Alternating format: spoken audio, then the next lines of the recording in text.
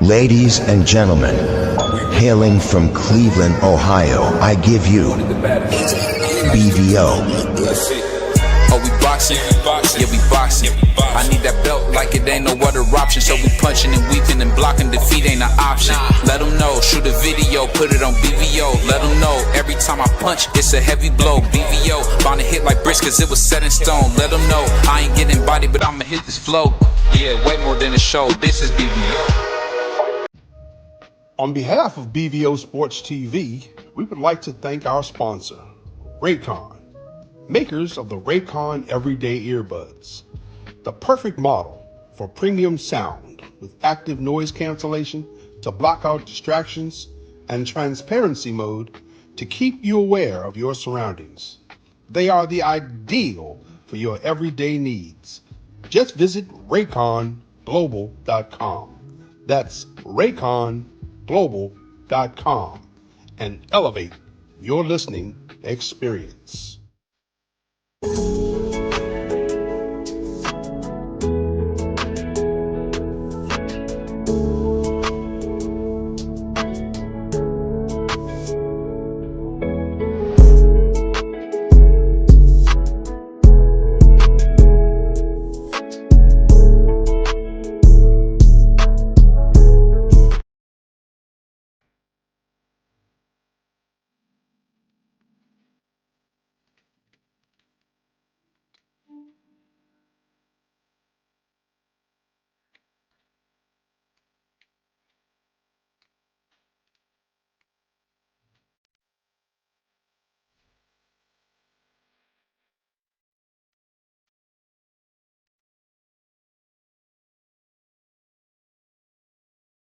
Yo, what's up? It's your boy BBO Sports TV. My bad. Like I said, we was coming back. We came back. We came back, like I said. So we're gonna talk a little boxing, talk a little football. I know my man, I know we're supposed to have one of the brothers come through and talk a little bit. Let's have some fun. Uh,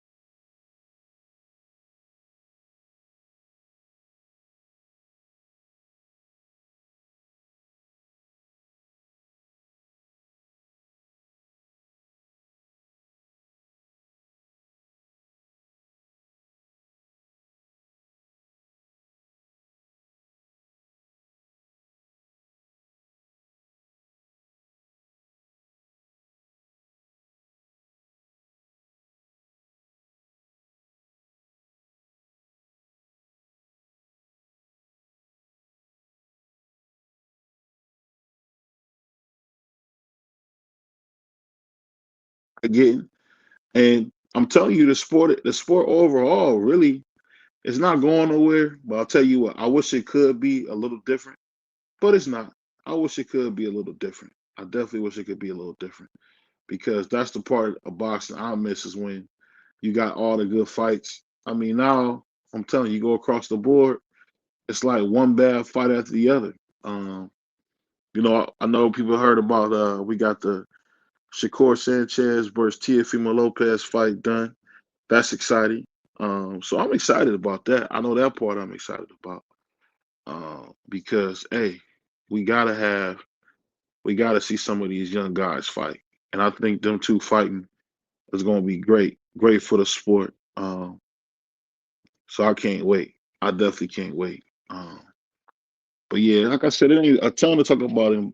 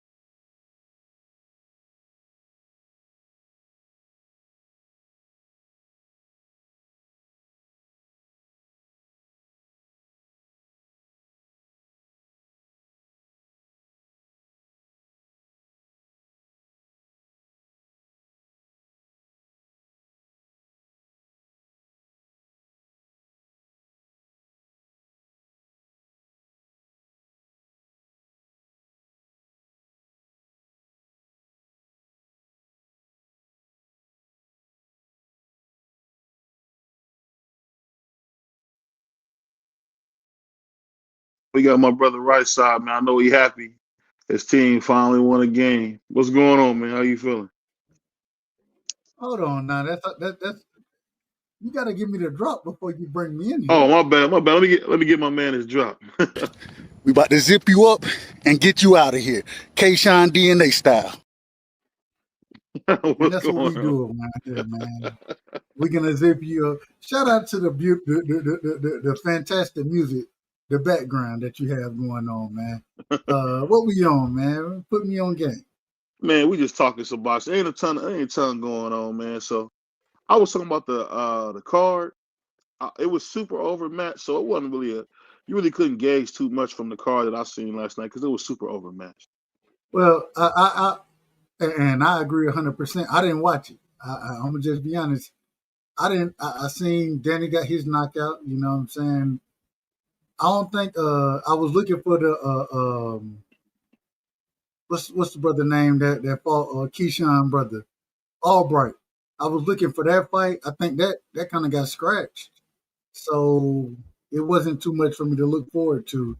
What was your experience there, though? It was great. Hold on, let me turn this. And I gotta say this. I tuned in when you were live. And you was sitting beside Jalil and his father. You know what I'm saying? But y'all had me crying, laughing. Y'all had me crying out there as far as the conversation y'all had going on. Turn the music down just a tad bit. Just a tad. All right. Keep it rocking, but just turn it down. Yeah, I got you. No, I can't hear it now. Okay, hold on. Let me put. And it's always hard to find that right balance for That's a fact. it. You know how that go. No, it's the truth. Yeah. It's a balance you got to find there. Hey, turn it up just a tad. Turn it up, man. Turn it up. We got to hear it. We want to hear it. All right, here we go.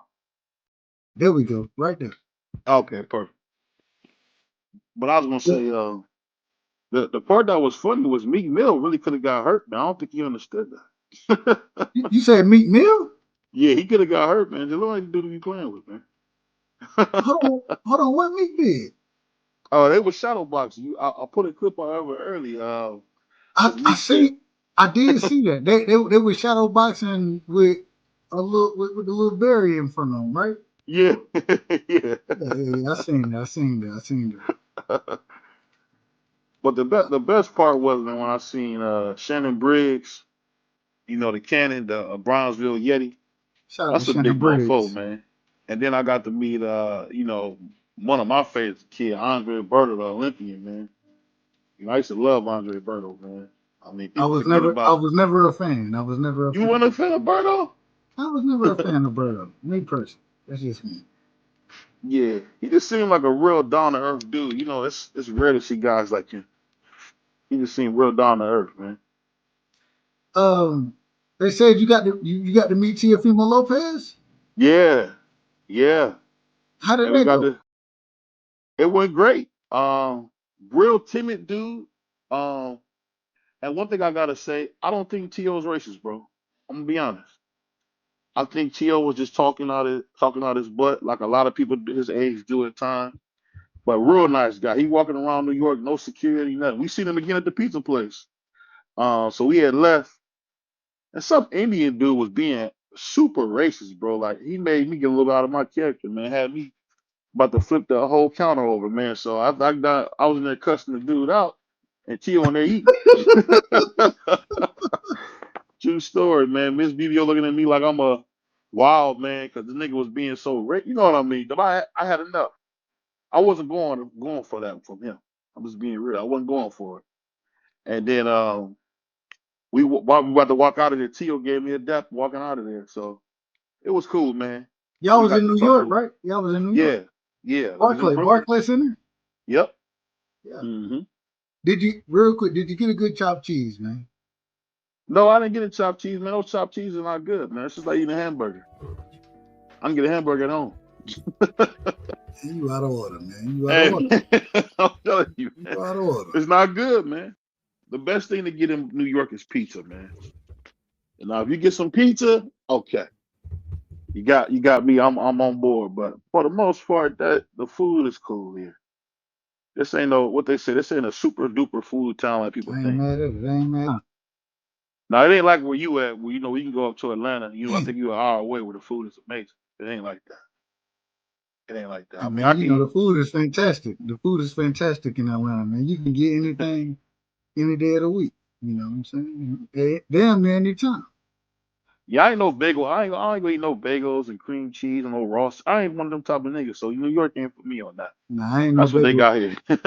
I hate bagels, bro. I hate bagels. I ain't gonna say I hate them, but it ain't my favorite. But the You one of the you funny couldn't you couldn't pay me to eat a bagel, bro. You couldn't pay me to eat one. Go ahead, my bad. I'm cutting you off. no, you're a wild boy. But I was the one of the cool parts was at the fight was when Danny knocked the dude out. They bought the wheelchair out for him. It was crazy. I seen that. I seen that. I seen that. Yeah, I think you got it on recording. I was like, damn, what about the wheelchair? And yeah, then I went back and watched the actual knockout. Shout out to Danny Swift, you know what I'm saying, with the left hook. You know what I'm saying? Caught him in between punches. A hmm great left hook. Danny Swift always been quick with them hooks. hmm Man, it was crazy watching and for them to bring the wheelchair. And I ain't gonna lie to you because when I went back and watched the aftermath, you know what I'm saying, I ain't really see it happening in real time. But when I went back and watched the aftermath of that hook, it was crazy how the brother was stumbling around the ring. You know what I'm yeah. He saying? he was hit hard, man. That's the thing people don't understand. It them dudes is really punching, man. You can hear the early fight was two of the younger guys fighting, and they was punching some steam off each other. You can hear it. It's like the gloves hitting flesh. Oh, it's a nasty sound, bro. It's a nasty sound. What was your favorite fight of the night? None of them. I thought they all was garbage. To be honest with you, I had more fun talking to Miss BBO and Bernard and Jaleel. Man, that was what I had fun doing. Shout out to Miss BBO, man. It was And so overmatched. It wasn't nothing to really watch, man. It was so overmatched. Even Miss BBO knew that they was overmatched. shout out to Miss BBO because she was sitting there. Like I said, I tapped in with you, but Yeah. Miss BBO was looking like, what the hell we doing here? That was she was. I say that respectful. I say that respectful. Yeah. I She say had that that respectful. look. She had that look, man. She She was had like, that what the hell look. we doing here? What are we doing? Because it wasn't, it just wasn't no fight. It wasn't no real fights, man. For a split second, I thought Danny would lose, and then I seen how little the dude was that he was fighting, and then you heard the dude. Then I seen the dude walking right to Danny. I said, "Oh, okay, this is a, this ain't no real fight like that." But it was Man, cool. I seen something on Danny Page, man. They had an individual talking about I believe I guess this guy was Puerto Rican, correct? Mm-hmm. And he had the Puerto Rican trunks on. You know what I'm saying? Mm-hmm. And somebody was like, "This why everybody can't wear Puerto Rican trunks." I said, "God, God, hey Yeah. man." But hey, shout out to y'all, man, for being in New York, going to the fight, supporting the sport of boxing the way that y'all did, man. Shout out to y'all. Appreciate you saying that. Hey, shout out to Keith Cologne, man. He had another knockout versus another cab driver, but I think Khalil's I'm about to say Khalil. I think Keith. Keith is going to be graduating in the spring, and I think when he graduates in the spring, he's going to try to step his competition up because at this point, man, he just beating up grave diggers at this point. But that's how everybody get their career off the ground. You know what I'm saying? He's still a young fighter, and I mean, you tell me an individual that didn't fight cab drivers coming up. That's a good point. That's how you start your career. You know what I'm saying? So yeah, he's gonna get into those bigger fights later, but you got to gain traction first, and the way you gain traction is by fighting. A lot of times it's those guys that ain't nobody heard of. We're gonna call them cab drivers, tomato cans, Uber drivers, the niggas that's working at the damn food stand. Respectful. I say that respectful. yeah, But yeah. I mean, this is who these people are. This is who they are. And so you do that early in your career, but you work your way up. So, no, Keith, he gonna find his way. He gonna find his way. Yeah, I think with him, I think I just don't want him to fall into the trap that you see a lot of these guys fall into, where they fall in love with their power, and that's all they become is just, you know what I mean? Looking for the big shot. That's my only thing. I just don't want to see him fall for that trap. We've seen that with Berlinga. But the crazy thing, I listened to other individuals interview Keith, right? Yeah. And they asked him, man, when you were in the amateurs, you know what I'm saying? You weren't known as a big power punch or anything like that. You know what I'm saying? Where did the power come from? And I do think that when you get into actual boxing, when you leave the amateurs and become a professional, you could have had a certain style, but those punches hit a little harder when there ain't no headgear. You know what I'm saying? When you're not in 16-ounce gloves, when you're fighting in the 8-ounce gloves and those type of things, those punches hit a little harder. And so I think there has to be a balance there as far as understanding the boxing ability and knowing how to utilize that boxing ability that you gain from the amateurs, as well as you're gonna get those guys out of there early in your career. It's interesting. People talk about, and I use, like you would say, Black Jesus, Devin Haney. when Devin was stopping shit, right? When he was knocking shit out.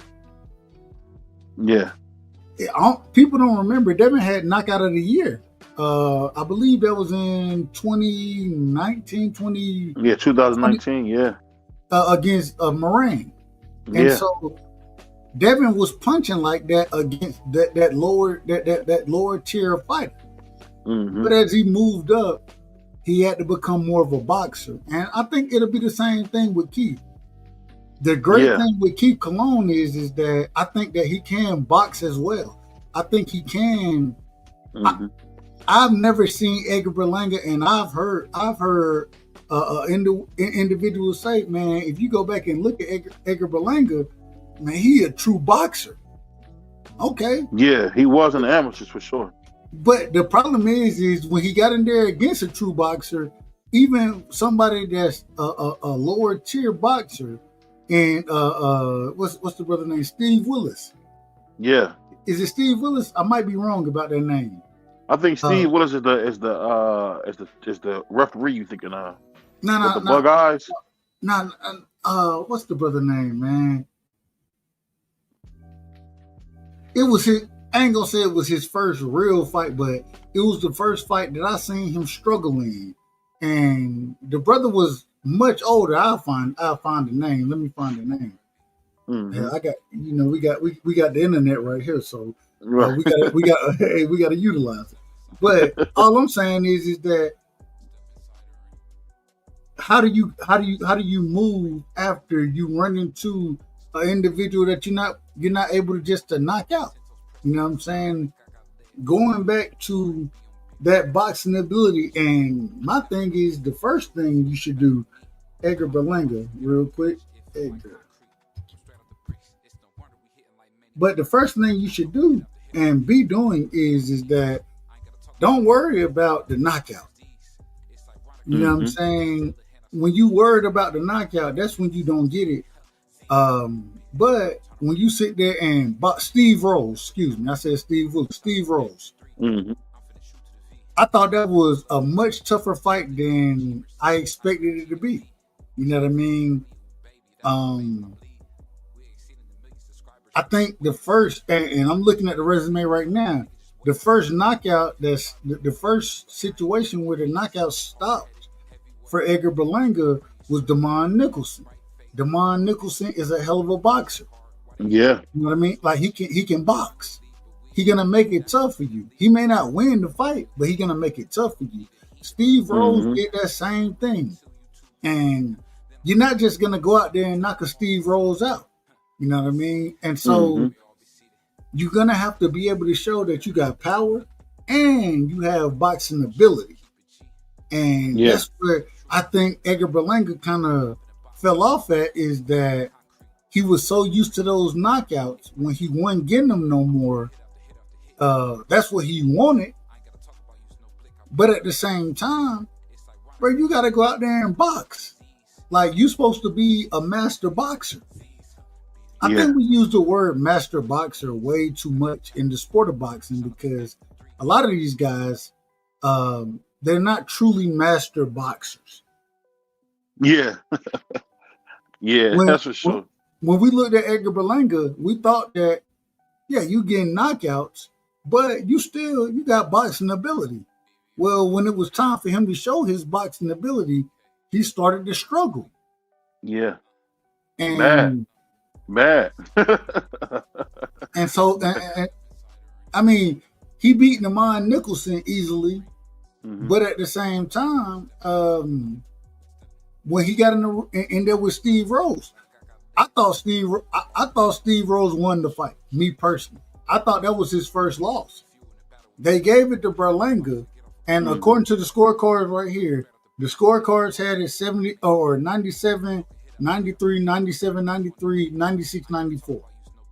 Yeah. It should have never been that close with Steve Rose. It should have never been that close. And I'm not saying Steve Rose is a bad fighter. I'm not saying that. But what I am saying is I remember when Steve Rose fought Triple G. Yeah. That nigga got knocked out he got knocked out in like the 7th round or some shit. So let me ask you this real quick. Go ahead. When you look at Triple G, because I like your opinion on this kind of stuff, do you think Triple G would have beat Roy Jones as hard as he was punching? I think it. Well, it depends. Which Roy Jones are we talking about? We're talking about Roy Jones at the height of his powers at 160. You know, when he looked like he was God's son. So we talking about before he moved up to heavyweight and came back. Yeah, before he moved up and came back down. Yeah. Roy Jones would have Roy Jones would have fucked Triple G up. He would have fucked him up. As hard as he was punching, you think? You got to remember, Triple G went life and death, respectfully. I say this respectfully, with Derevyanchenko. He was older though when that happened. He was older. What you mean? He was older. That's what you can't count that, Dub. He was older. Okay. So you give me the year. You give me the year, and I give you. Who are we talking about before he fought? When we talking about Triple G, are we talking about the one that fought Canelo the first time? The one that fought Canelo the first time. But you got to remember what year he fought him the first time. I believe that was like 2016 or some shit. Yeah. I think it was 16. So we're talking about 2016 Triple G versus 2002. Okay, go ahead. Was he still at 54 back then? I would say, hey, you know, Bernard, when was Roy the best at 160 in your opinion? When was Roy the best? I mean, out of all the weight classes he fought in, which was the best version of Roy? No, I'm talking about at 160. Like when he came from 54, what year you think was his best at 60? In your opinion? What year was his best at 60? And real quick, OG. Before he moved up in weight, before he went to the heavyweights and did all of that. So we would correct me if I'm. Well, go ahead. I'm gonna let Bernard go ahead. I apologize. I can't say that Roy had a best year at 60 because Roy had a best career. You got to remember, Roy had sustained dominance. You never thought Roy had, after the first Bernard Hopkins fight, you never thought Roy had a close fight again. That was the thing that made Roy so great, was because he never had a close fight. There was no fight that was in question. You didn't go to it. The rare occasions that he went to the scorecards, it wasn't like you was thinking Roy lost. Yeah, so you can't say what was his best year at 60 because Roy was dominant in every fight after the Bernard Hopkins fight, all the way until he won the heavyweight title. But the problem is that, and I'm looking at it now, and this is me being, I'm looking at it. Outside of him having the DQ against Montel Griffin, right? Even against Montel Griffin, that fight was at 75. You know what I mean? Yeah. So the Vinny, even the Vinny Panziana fight, that was at 68, and so the James Toney fight was at 68. The last time we really seen Roy at 60 was Glenn Thomas, Percy Harris, and that was even the Percy Harris fight was at 63. Yeah. So the last time we really seen the man fight at 60 was Glenn Thomas and Jorge Castillo. I can't even say the brother name the right way. That was the last time we seen him fight there. So it's hard to say. I would say this though. I think that that Roy Jones back then would be any of these guys at 60. I think You he wouldn't would be be any Triple of G them. though. Man, look at Roy Jones. I think Roy was style on Triple G. Style on Triple him. G who hitting like bricks. Stop it. And he got a chin like iron. Come on, He man. was style on him. He Anybody beat that you Canelo. saw, Go ahead. anybody that you saw fight Roy Jones between any fight after Bernard Hopkins, all the way up to the heavyweight division when he won the heavyweight title. Any version you pick of Roy Jones was better than anything available today, bar none. Would No, you pick because we him? talking about Hold on. Would you pick him to beat Triple G though? the monster. Bruh, I would not pick any of these guys, and Triple G was a bad man. I will not pick any of them. A prime Roy Jones would beat them all. And style on him, and he would do it easily. I agree. We agree. I don't know how y'all can say that when y'all seen that Triple G had a chin of iron and he was punching. He would have dropped Roy because Roy, well, the moment he hit him on that chin, he went right to bed. Every time. He would never have been able to hit Roy on the chin. He would never have been Roy's offense was his defense. Roy didn't believe in letting you get started. He got started. You couldn't deal with the speed of Roy Jones. His speed alone would walk you into power shots. Is in your opinion, BBO? Do you? I'm just asking. Would you say that Canelo Alvarez at 160 was better than Roy Jones? I think he was better than Bernard Hopkins was at I 160. didn't ask that question. My question is would you say Canelo was better than Roy Jones at 160? No, I wouldn't say he was. And Roy Jones, Canelo Alvarez at 160 had a split decision, which I thought Triple G won. I thought he won that fight. Triple G I, won the first fight to me too. I thought Canelo won the second fight. They were both at 60. Correct me if I'm wrong. Yeah, they were. I thought, but at the same time, if we just agreed that Roy Jones was better than Canelo was at 60, Mm-hmm. and we got a split decision, which I still think that Triple G won. Roy Jones would have he would have fucked Triple G up. How?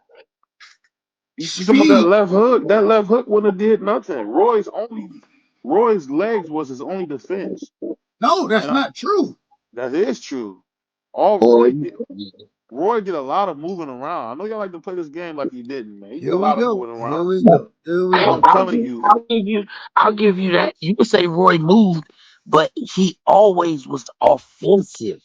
The one thing he didn't have that hurt Roy Jones, he didn't have a super spectacular defining fight.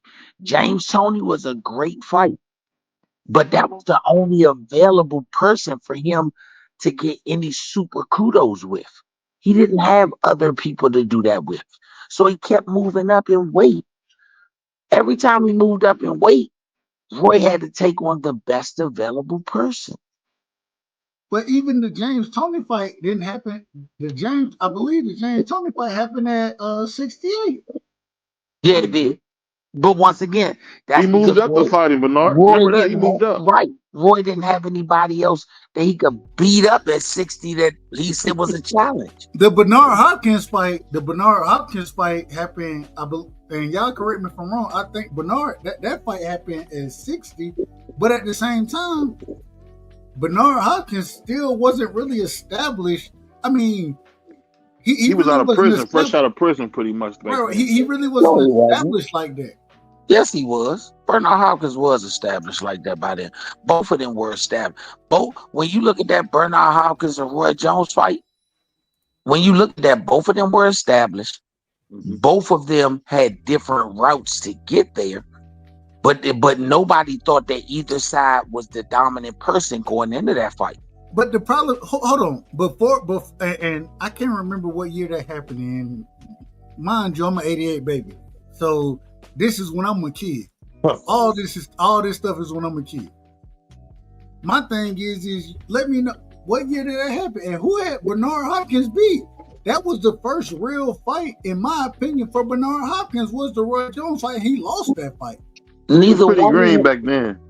Neither one of them had done nothing of any status yet. That was both of their first trip at world titles. Oh, I didn't know that. That wasn't Roy's first. No, that Roy was defending his world title. In that fight? Yeah, in that he already fight. had the belt. That was Bernard's first shot at the title. Was that Roy's first defense? That was on a DC card. I can't remember. It was a heavyweight that was the main event. Was that his first Hey, defense? well, hold on. We got the internet. I'm looking it up right now. Give me a second. We got the internet. So y'all go ahead. I got it. Yeah. And I'm just telling you, Bernard, I was a kid back then. I was a kid, so. But this is the question we was asking. We asking Coach who was better, and we said Triple G at 160 or Roy Jones at 160. Roy Jones any day of the week, man. Roy Jones. It ain't even a conversation. Triple G was beating niggas dead. What was y'all at? Bruh. Roy was so dominant, it was unrealistic to think that they was trying to figure out how many rounds and stuff like that as far as he would lose. They was looking to I could fix that. I was right. You had me questioning myself, good brother. It's very rare that somebody make me do that. When you came on so confident that I used to question. No, it wasn't. That was both of their first shots at a world title. The IBF title was vacant. That cat. Oh, it was? Okay, then that's my apologies. I did put out false info if that's the case. Yeah, you had me doubting myself. You had me doubting myself. Because I was about to say something and I had to go relook. When you look at that fight, both of them were going for their first world title. They both damn near had identical records. Bernard Hopkins was 22-1, Roy was 21-0. Both of those guys had already basically said, I'm here to stay. That fight was a great fight, but neither one of them had done nothing of notice before that. And just looking at it now, so this is the lineage of what happened. Like Brother Bernard said, it was a vacant belt, the IBF belt. Right before that, Roy had fought Glenn Wolf. Before that, he had fought Percy Harris for the WBC Continental, and this is off of BoxRec. So I'm just reading. This ain't me being knowledgeable. This is just me reading some shit to y'all. So, the WBC Continental against Percy Harris. Then he went and fought Glenn Wolf. Then he fought Bernard Hopkins for the IBF World Middleweight Champion, a vacant title. It was a vacant title. That's a fact. It wasn't no defense. Neither one of them had done anything up until that point. Not in a bad way, but they were still being maneuvered through their career.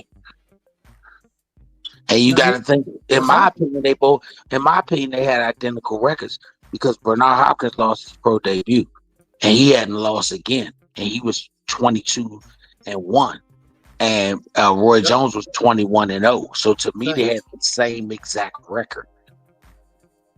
Hey man, I ain't gonna lie to you. I was 5 at the time, so I don't know shit about it. Yeah. Nah, he almost got me thinking to myself. I said, nah, that ain't right. Nah, and if you look at Roy's 5 opponents before that, neither one of them had fought anybody of any notable intent. Nobody. Roy had just came off a fight against Gilbert Baptiste, and he hadn't done anything. So I think I get what y'all saying, but y'all gotta remember, Triple G had people scared of him. I don't think people were scared of Roy the way they were scared of Triple G. Well, are you crazy? They were scared in a different way. They were scared that this boy had speed and power that would get you out. You got to think at the time that Roy was really giving people the business. He was known more as, they used to call him Captain Hook, because he could hit you with 4, 5, 6 hooks before you get a shot off. Before you get a shot off, he can hit you with 4, 5, 6 hooks. Hold on. Hey, real quick, BVO. Let me ask you this. Before, and I'm looking at it now, so I'll give you the answer if you need it. What was Triple G first title fight? I have to look it up. I'm not sure who his first title fight was. His first title fight was against an individual named John Anderson. I'm gonna keep it short. John Anderson Suez. Mr. Anderson. Hey, Marky, and I always say Marky's smarter than me when it comes to boxing. Real quick, Coach Bernard, do you remember John Anderson Suez? Yeah, he taught 3rd grade English. Hold on, let me read this comment to y'all. This brother said, now shout out to my brother Aircraft Care. He said, the B-Hop that beat Roy at 160 weed everyone on Triple G's whole resume, including Triple G. 100% correct. You got to be on 100% correct. We hadn't seen, hold on. 100% correct. No, we hadn't seen a nigga that dominant since Marvin Hagler at 160. Man, hold on, wait a minute. Hold on, y'all done forgot. Y'all done forgot about Triple G, man. All right. Nobody forgets Hold on, let's do it. You BVO, what's Triple G before Canelo Alvarez? What's his best win? He beat Kell Brook, who was a monster at 147. This nigga said Kell Brook. The same nigga who got his eye broke by goddamn Earl Spence at 147. No, we broke it first. Triple G broke his eye first.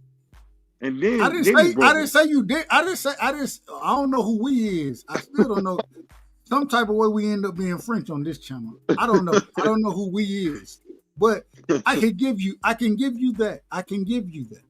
But if you're gonna say Kell Brook is his best win, and let me take that back. Not Kell Brook. I would say I got his resume pulled up. Before Kell Brook, it'll probably be Danny Jacobs. I would say Danny Jacobs before Kell Brook. The Miracle Man. I'm familiar with him. He was a monster too. And what year was that? This was. Hold on, I'm about to pull up. This was for the IBO. What was this fight? March 17th. I don't see the year. But our next fight was against Canelo. That was our next fight. 2017. It was 2017. I don't know who R and we and I don't know what none of this is. I'm gonna say like this. It don't matter what you say, BVO. Y'all would have got knocked out. Y'all would have got knocked out on the same night in the same corner. He'd have knocked y'all out. You cannot in any way, shape, or form put that man in that book. Come on, man. Coach, I gotta ask you a quick question. You got some time to spend. I saw you and Jaleel, y'all was rocking with BVO at a Denny fight. You know what I'm saying? Jaleel told me, if the nigga stand up, we can't see the goddamn fight. Hey, so that shit was hilarious. The dude behind us was trying to watch the fight, but wanted to keep it respectable. Said, "Excuse me, can y'all sit down?" So BBO gonna look at Jaleel and say, like, yeah, sit down. Jaleel said, "Man, that's you. You're right in the building. What you talking about me?" Hey, man, hold on, Coach. Man, what's his like? I ain't got the opportunity yet. I gotta rock with my brother, man. I gotta rock with him, but man, elaborate on the opportunity. And when I say opportunity, shit, it's really an opportunity to rock with you. But what was it like rocking with BVO, Miss BVO? You know what I'm saying? The family, man. I seen the videos. It looked like it was a great time. Shout out to Jaleel. You know what I mean? Like, break it down for us, man. What was that opportunity like for y'all to have that opportunity to share with each other? Man, I enjoyed myself. BVO and his wife, they're good young people that's trying to carve their way out. I like what they're doing. If they keep doing what they're doing and keep their united front up, them as a couple in building, they can go anywhere. I think that BBO is a very good guy that always wants to make sure everybody in his circle get opportunities. But like I told him, first you got to establish yourself before you can establish anybody else. When I called him when I got there, he called me when he got there, and I told him, "Hey, come on down with me. I got a seat for you and your wife. Come on down." So I'm glad they were able to come down. I wanted to, I know he's doing this thing in podcasting, but sometimes me and him argue about a lot of stuff. It's like talking to Jaleel, just at a longer distance away. and they know everything. I know, but I'm telling you. But so don't know a goddamn thing. They don't know a goddamn thing. I wanted to snatch the motherfucking veil off so he could see behind the curtain. And he got to see behind the curtain how it really is.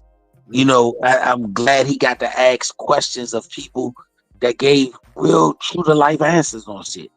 When we talked about money, I made sure, when Berto came over to speak, I told Berto, "Man, look, what you said about the money a long time ago, I was telling my guy here, before I even finished, he said, bruh, the money is exactly how I say it is." The people, it's funny that, that happens because I see why boxers, coaches,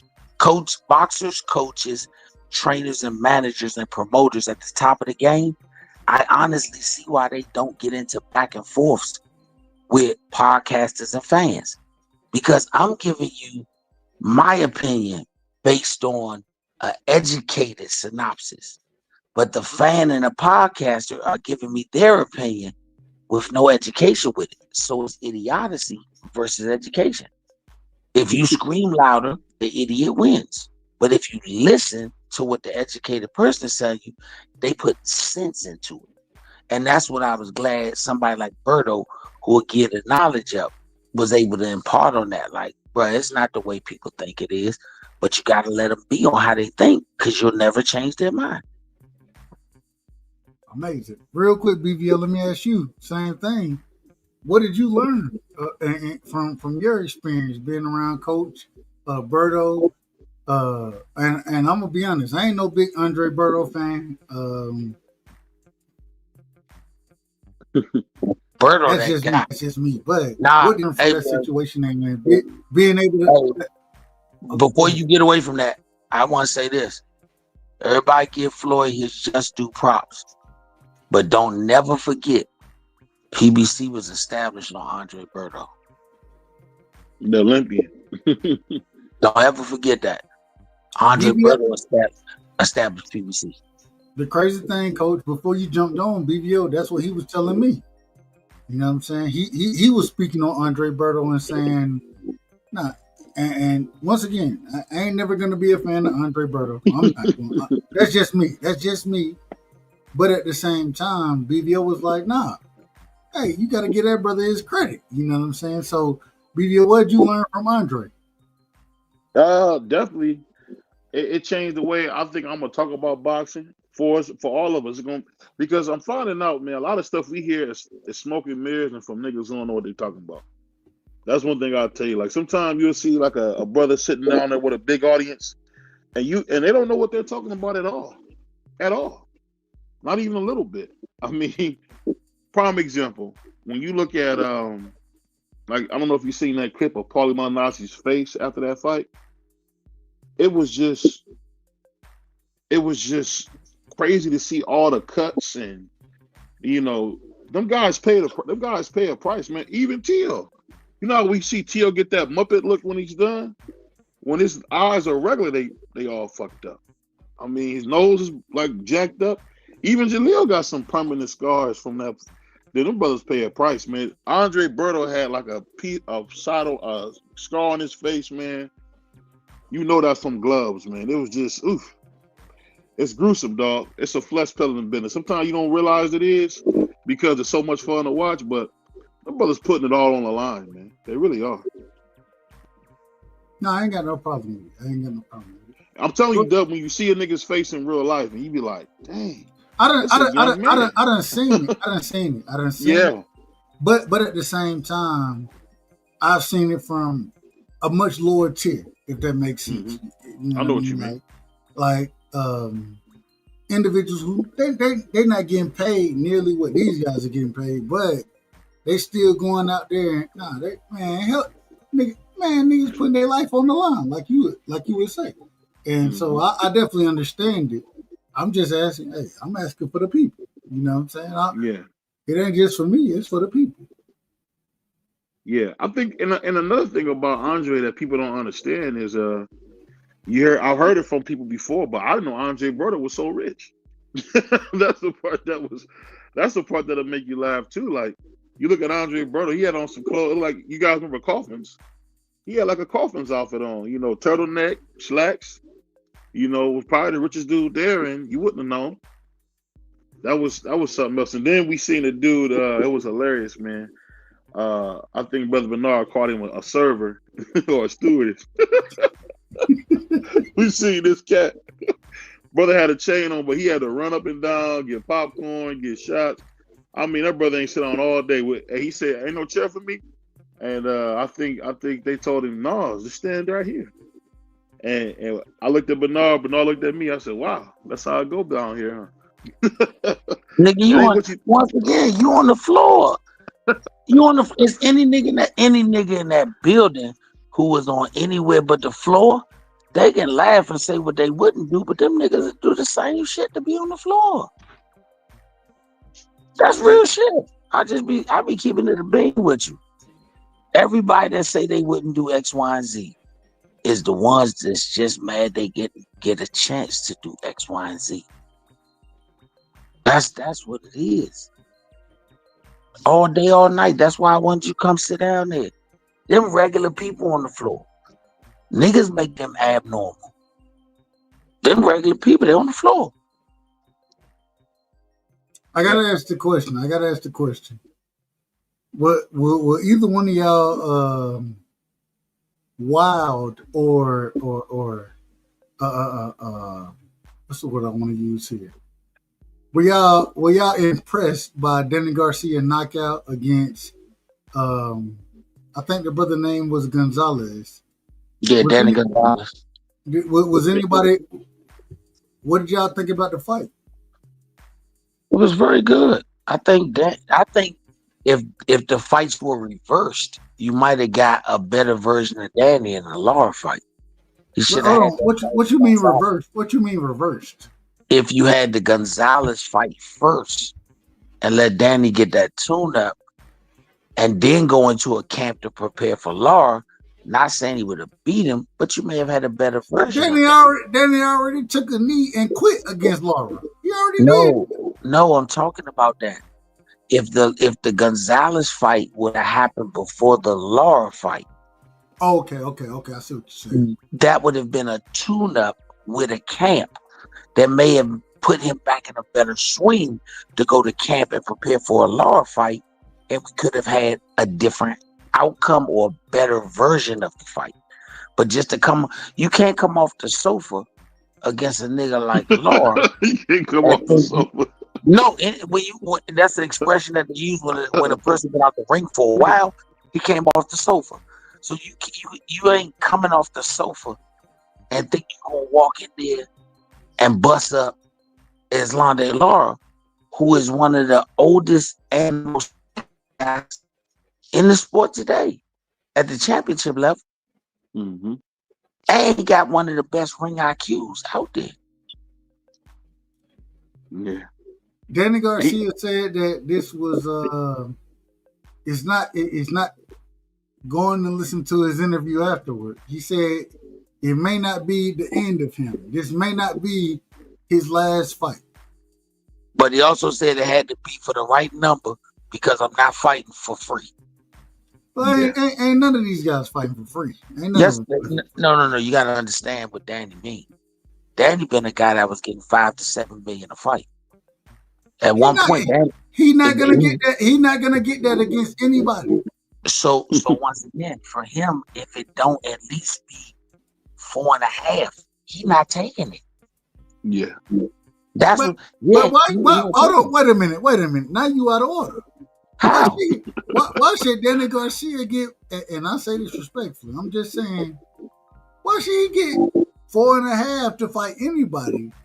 Hell, hold on, wait a minute. Let me finish. A championship fight for him, and I say this respectfully, a championship fight for him is the best that he's gonna get, and he probably gonna get 750,000 for that fight. No, he wouldn't. Danny, he got 4.5 to fight Lara.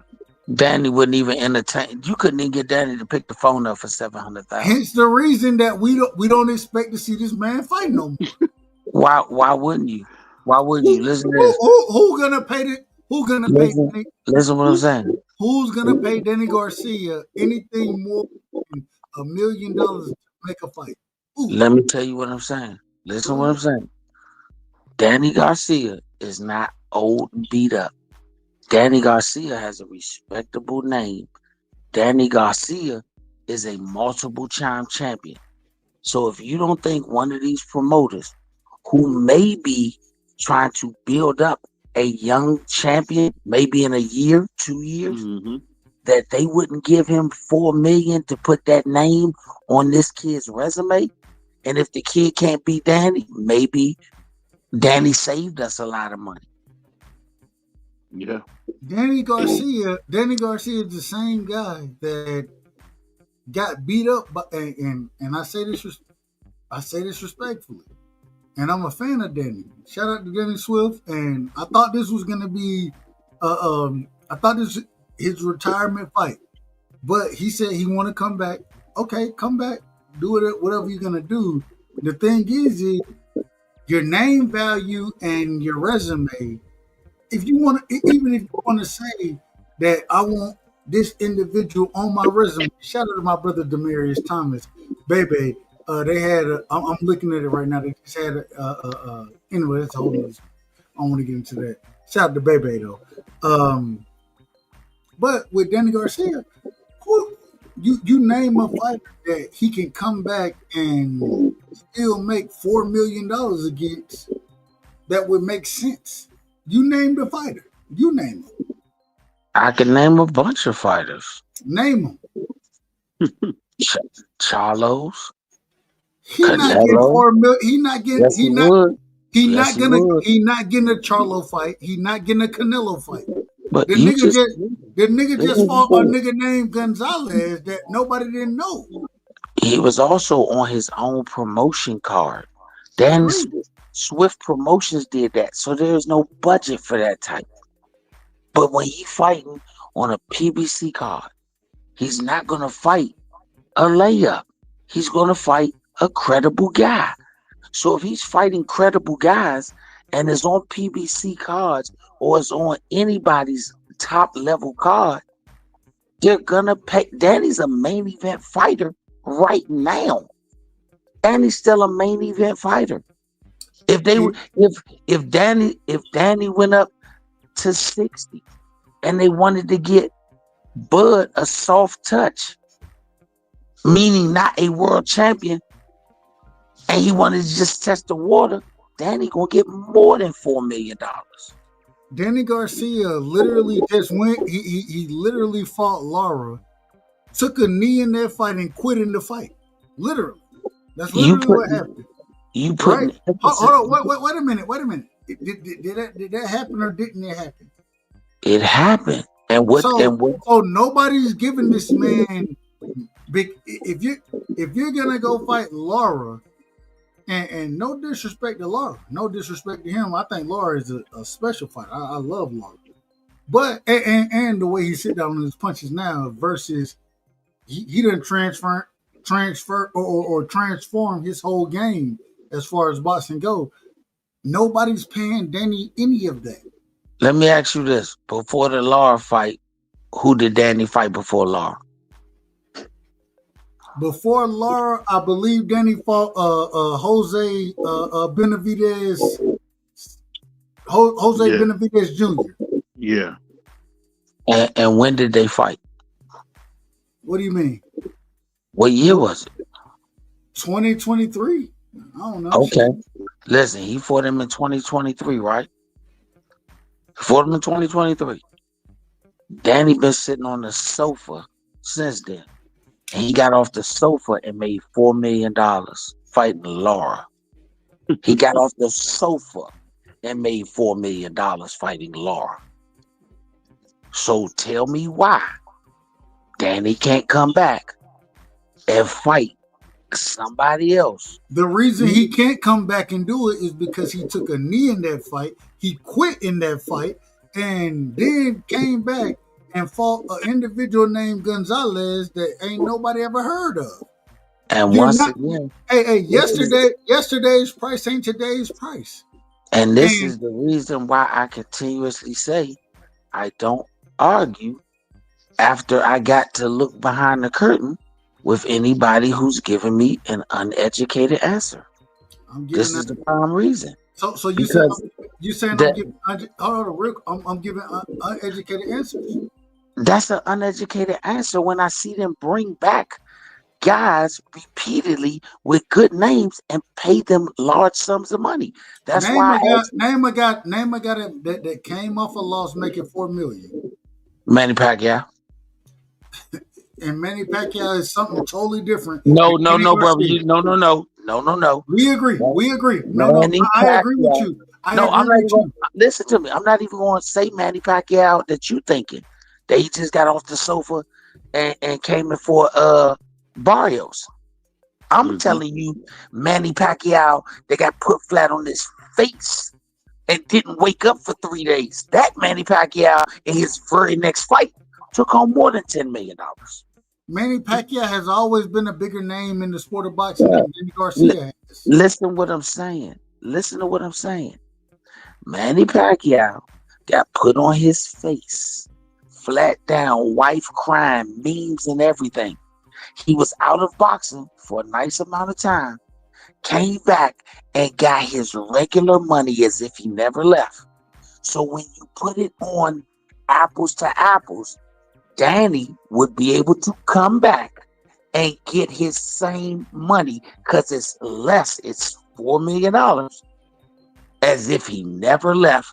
And the example I'm giving you is when he got off the sofa, came back and fought Eslande Lara, who is not a big money draw name, and still got $4 million. You know they gave Lara $800,000, Doug. I'm looking at it. He didn't make no money. Danny was the bigger draw. Danny was the draw for that fight. It's not looking. See, a lot of times we look at stuff based on our opinion, where they look at shit based on ticket sales. Danny outsell Lara any day of the week. Any day of the week, he outsells him. Danny took that joint yesterday with the outcome he got. All they got to do is say, "Hey, Danny, it could be 8 months, a year from now. We want you to come back and fight Earl. We want you to come back and fight Earl. What you think he gonna get $700,000 to fight Earl? Nah, he gonna make a bag to fight Earl. So once again, he can come off the sofa a year from now and fight Earl and get his regular money as if he never left. And see, this is once again, you said it the best. You said it best. The problem that I have and you know the business, you always know the business way better than I will ever know the business, right? I'm a fan. Ain't no way anybody that know boxing want to see Earl and Danny fight. I bet you it would be a main event, and it would sell out. And guess what I would say? Nigga, respectfully. I say this respectfully. Niggas who know or niggas who know boxing ain't participating in none of that shit. And let me say this, I'm gonna prove you wrong again. I'm gonna prove you wrong. Go ahead. The first people getting their tickets, the first people putting in for credentials, the first people talking about it if it's made, is gonna be the so-called knowers of boxing. That's a fact. That's why I tell you, I don't know shit about boxing anyway. Clearly, I don't know shit about boxing anyway. So. You know what I think I'll say though, that I'm learning it's the cool thing, and that's why I think it's a blessing that we got Brother Bernard, because a lot of stuff that we were speculating or hearing from other stuff, them niggas don't know anything. Like I found out a really good answer what Tank is gonna be getting, and for that money, hey, I'll fight Jake Paul too with one arm tied behind my back. I mean, I'll fight him I'll fight him upside down, as Mom used to say. I'll fight him upside down. You asked Berto directly what he thought. Berto said, "Shit, for that type of money, I'm fighting him." Yeah. Them dudes don't put no value on all the stuff that a fan puts value on stuff. I'm a fan of football. I'm a football fan. I'm a baseball fan. If I had the opportunity and who your favorite football team? Raiders forever. And I will always call them the Oakland Raiders. They will forever be the Oakland Raiders to me. Hey, I'm a Cowboys fan, so yeah, I'm a fan of them so long back. Jim Plunkett, Kenny King, Marcus Allen. That was the backfield. The quarterback was Jim Plunkett. The running back was Kenny King. Fullback was Marcus Allen was one of them dudes. Yeah, so I'm a Raiders fan. And I'll tell you this: if I had the financial means and I could afford to buy something, if Marcus Allen put his Super Bowl ring up for sale, I would buy that joint. And somebody said, "You bought his ring for $500,000." You're 100% right. Absolutely right. But guess what? Marcus Allen might be like, "Brother, you could have got it from me for $200 if you caught me at the house. But if you willing to give me $500,000, I'm gonna take it. If you willing to give me $500,000, I'm gonna take it." Because to me, it has a whole nother value than it does to him. That's because I will never run a ball in the Super Bowl. I will never be on the Super Bowl roster. I will never put on a helmet on the sideline of a Super Bowl. Never. But for him, he already did all of that stuff. So it don't mean nothing to him. That's why athletes sell belts, Super Bowl rings, all that stuff for sale. Mm-hmm. Ray Leonard said he'd give you one of the belts. If you buy that $50 million house, you get one of the belts that's in the foyer. Yeah, he did say that. So once again, it mean more. It don't mean nothing to them dudes. That's why they believe in currency, and fans believe in legacy. Hey Dub, I know me and you both like Shannon Sharp, right? That's a fact. Hey, shout out to Club Shay Shay, man. So on this is a couple years back when he was doing a show with Skip. He told Skip, "I'll sell all 3 Super Bowl rings, my Hall of Fame ring, for $30 million any day." He said, give me $5 million, you can have them. So I mean, one thing I'm finding out, a lot of these guys don't respect their trophies at all. You ever see that video when Mike Tyson said, I bled for garbage? This is garbage. This is our garbage. You ever see that video?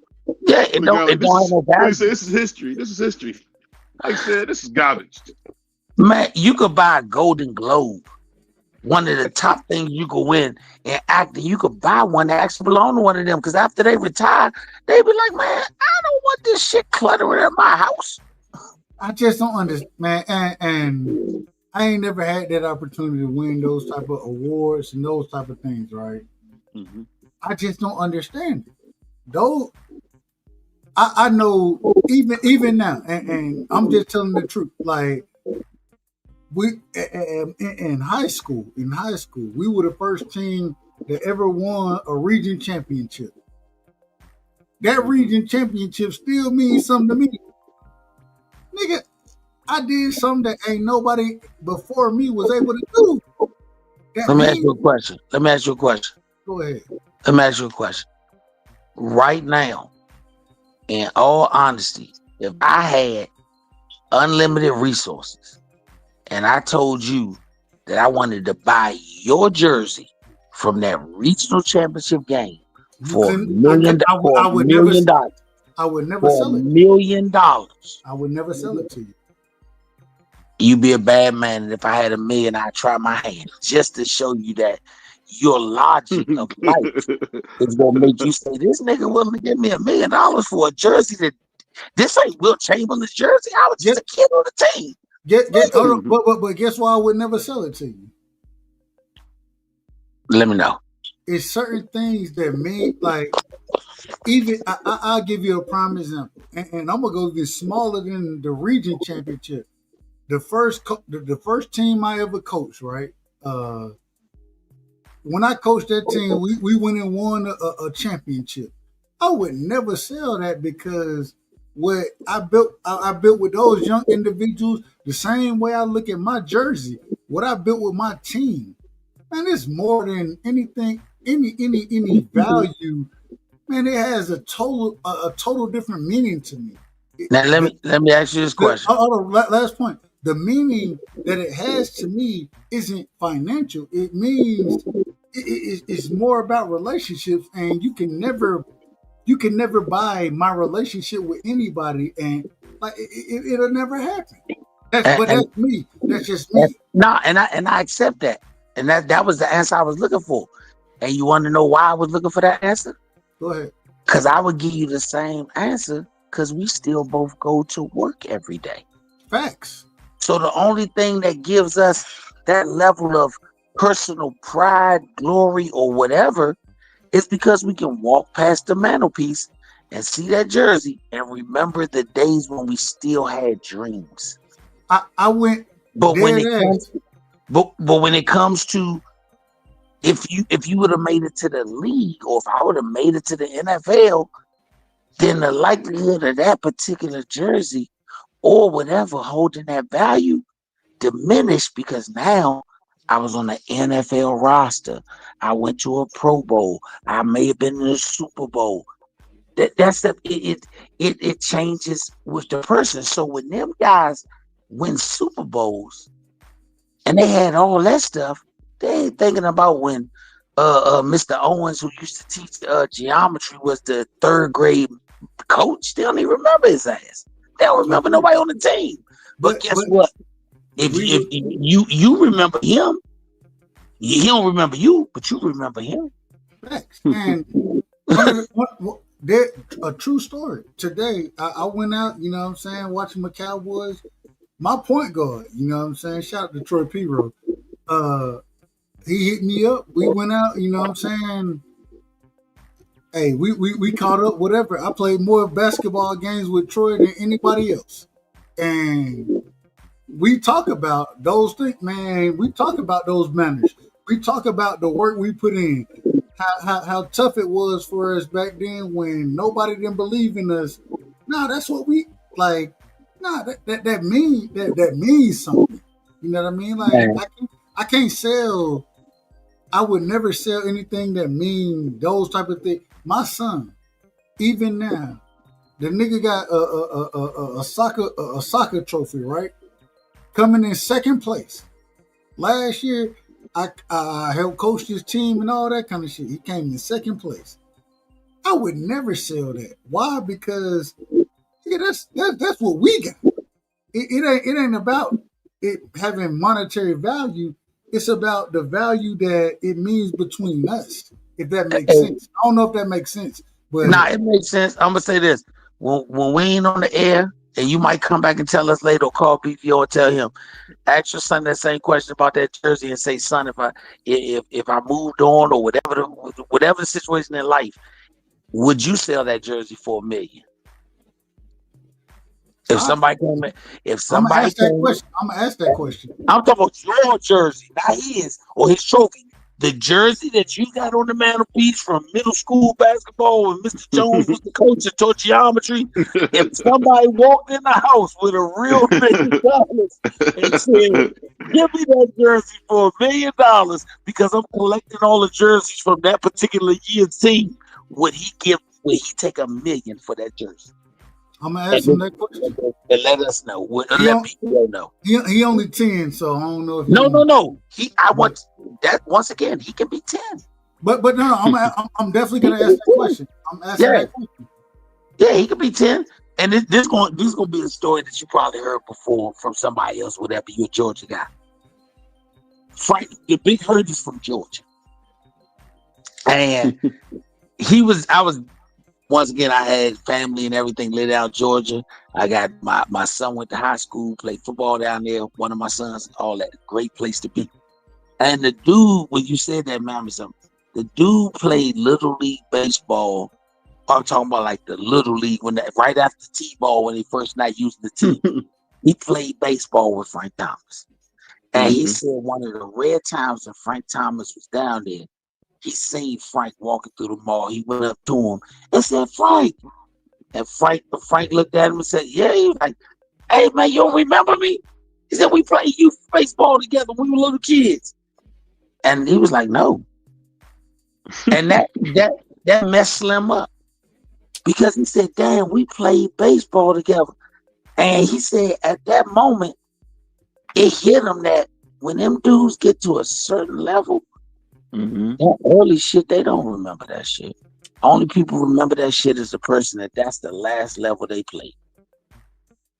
My son Rob would tell me about when he played Pop Warner football. And be talking about it like it was yesterday. He's 23 years old. Why? Because after Pop Warner, he didn't play no more. Jaleel, he got national trophies, all that stuff. If somebody said, hey, Jaleel, one of your amateur belts that you won, I'm having a show and we're dedicating stuff to some foundation. Jaleel will be like, tell my father give you one of them belts.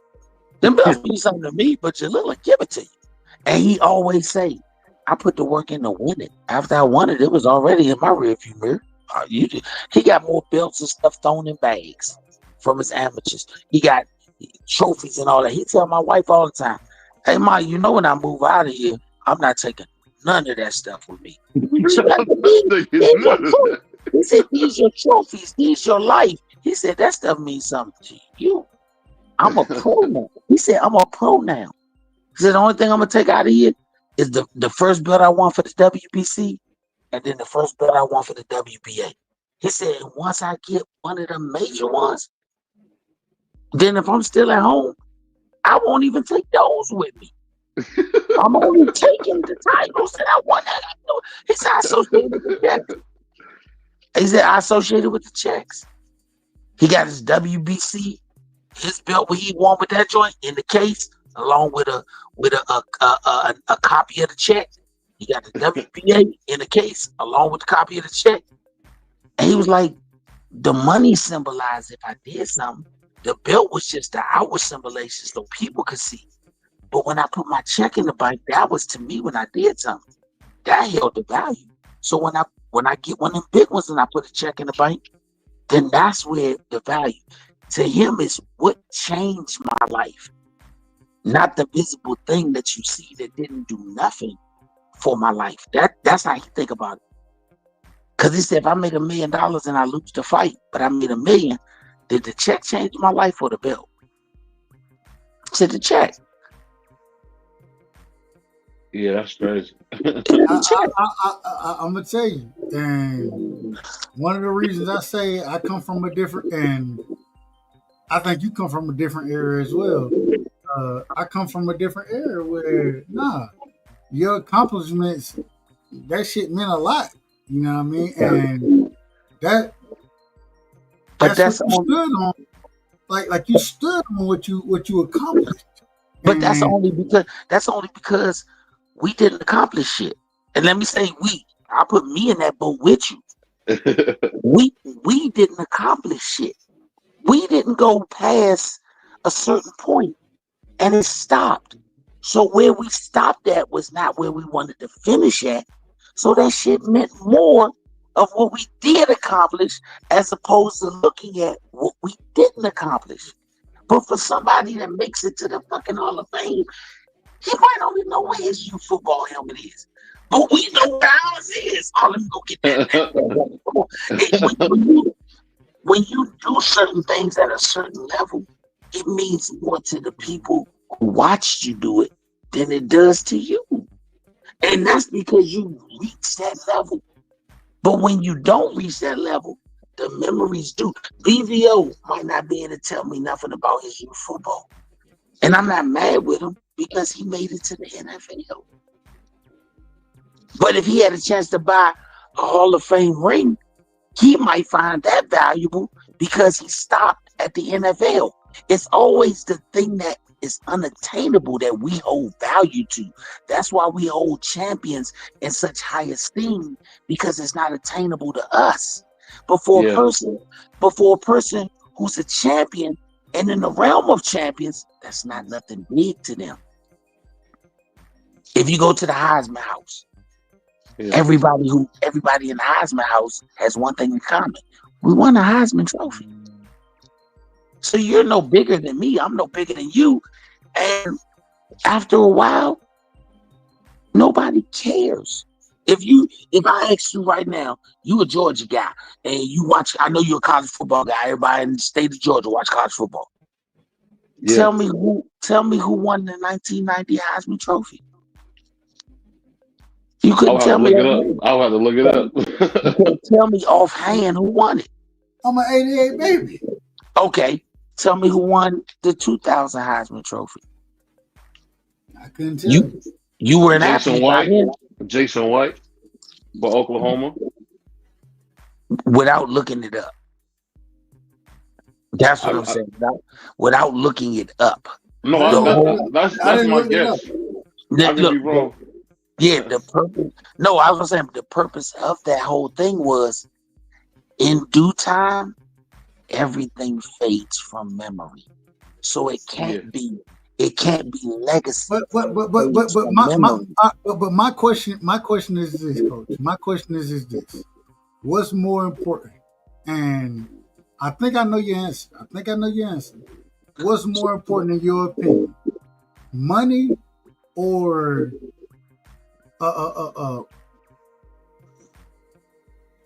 memory, as far as the accolades and the things that, what's more important? Money all day long. Let me tell you why money is more important. Let me give you the example of what you just said. If you lived a life as a great athlete and you live to be 100 years old, but Alzheimer's hits you at 85 and your memory is gone, what is actually still keeping you alive? Your money or your memories? Your money. Oh, yeah, sure. So once again, at some point in time, memories fade. Michael Irvin said it. I never want my jersey put in the rafters, because once it's in the rafters and nobody wear it, after a little while, they forget me. But as long as somebody's wearing it, when they make a great catch, they say, remember the first 88. After a while, everybody forgets. Yeah. If when we was kids, you used to ask kids, they used to memorize the presidents. If you get a kid that gets you, if you get a grown up that can tell you the 7th president, the 13th president, without looking it up, you won't find one. You'll come back home with the same money you was gonna give them, because in time, everything fades away. Old people used to say you die twice. The first time you actually physically die, and the last time somebody utters your name. You're gone for good at that point. There are very few things that will stand the test of time. That's why they call it the test of time. Michael Jordan will stand the test of time. His shoes and everything else. Chuck Taylor will stand the test of time. His shoes. The list of things that Muhammad Ali will stand the test of time. At some point, people will forget Floyd Mayweather. You have to do something incredible, not extraordinary, something incredible to withstand the test of time. And you will only get a handful of people globally who will ever in human history do something that will stand the test of time. So if you're betting for something globally to withstand the test of time, as opposed to getting financial well-being that you can see your family enjoy while you can still see it, that's a crazy man. That's a crazy man.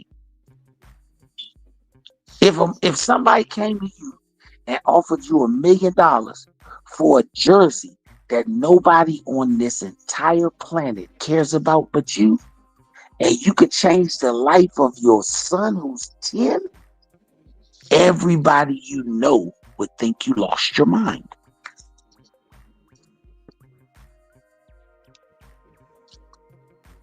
Well, to drop some facts on that, man, because I was thinking about it. I used to, I was looking for, I'm a San Francisco Giants fan in baseball. I'm looking for their rings. You'd be surprised how many people get them rings up, man. At some point, I'm gonna give me one. You guys familiar with Uncle E, Eric from Eric B and Rakim? Yes. He has on three New York Giants rings, and they all from players who needed help, and he bought their ring from them. That's crazy when you think about that. Willie McGinnis just sold his three Patriot rings. Because they don't mean nothing to the dude who won them. Yeah. You talk about people buying stuff to change your life. You going, coach, you gonna send your son to college one day. Somebody offer you $1 million for a jersey that ain't nobody gonna want. Why in the world wouldn't you take the money and you physically will be alive to see him go to college debt free because I sold a jersey to somebody for $1 million?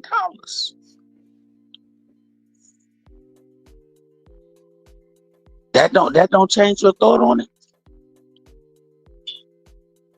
I think at some point in time,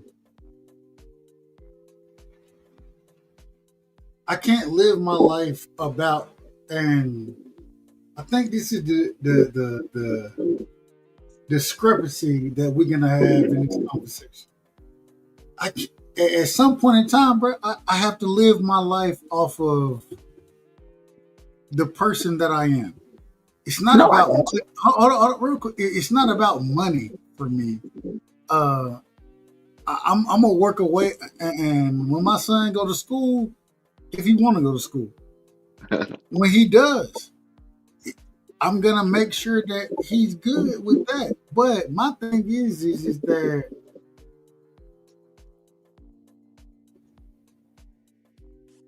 to leave a legacy, knowing, and even if it's something as simple as, yeah, your father, he was the highest scorer in high school. You know what I'm saying? Like, it gives you something to work after. I'm not giving mine up like that. Money is money. I'm gonna make money regardless. I'm gonna find a way to make money regardless. I get you, Coach. I just look I at life. just, I look at life different. I just think that in life, no, you're probably right. You're I probably gotta right change with what you're something. saying. I gotta change something in life. And I think some of us, and including myself, I don't take myself out the mix. We look at things in a light or microcosm Yeah. that's not valuable for our family. Years ago, I got a lot of good people. I told BVO, I got a lot of good white people that I know, cool people who are secure in life, money wise, and they gave me good advice and they give me good thoughts. And one of them, a lot of them in their 70s, 80s, older. And one of them told me, he said, "You got a house?" I said, "Yeah, me and my wife gonna probably pay it off in the next 7 years, paid off." And he told me something. He said, when you pay it off, you're rich. I said, "Why?" He said, "Because if you think the right way that I think you think, then you're going to be all right. Because you don't think like," he told me honestly, "like the typical black person." I said, "Why?" He said, "The typical black person will buy a house. They pay it off. When they pay it off, they got an opportunity to sell that house for $5 million. They didn't pay but $700,000 for it in the neighborhood that they're in because of the time they bought it. Their family is in no way, shape, or form in great financial situation. But they will love to say, but at least we own the house." The minute that they drop dead, the kids who always thought they was crazy are gonna sell the house. They didn't think about stuff the way you thought about it. They're saying, "I wish mama and daddy would have sold the house for the $5 million, and maybe I wouldn't have lost my job and they could possess my car. Maybe I wouldn't have had to keep picking mama up on Sunday because her car stayed broke. Maybe daddy would have been able to retire and be at home with mama instead of working in his 70s. All of these things could have been done if daddy would have said, sell a house that they've been paid for and get the $5 million. But because we couldn't change daddy's mind, he worked to the day he died. Mama car broke, but the minute daddy died, "Mama, this house too much for you. You can live better than this. We'll get you a nice smaller place and a new car." They sell the house every time. Not sometimes, every time. And they give mama a nice smaller place. They give mama a new car. And mama said, this is what mama say: "I wish daddy was alive to see this." He could have been, but he was still stuck on a legacy that nobody else cared about.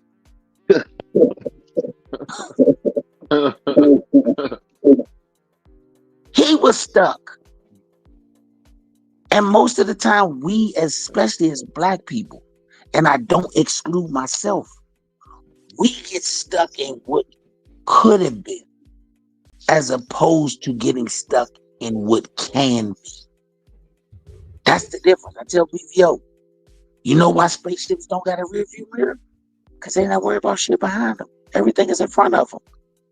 If you was able to amass a situation of any type, comic books, race cars, doll babies, it don't matter, and somebody's giving you the ability to change your family's future from the day that they say they'll buy it all the way going forward, what are we holding it for? You're watching the legacy go past. You're watching the legacy go past. The man came and offered you legacy creating money. Because now I don't have to, like you said, like me and all other fathers, we're going to find a way to send them to college. In reality, 99.9% of us found a way to put our kid in debt or to put us in debt, sending them to college. So the only legacy they have is debt.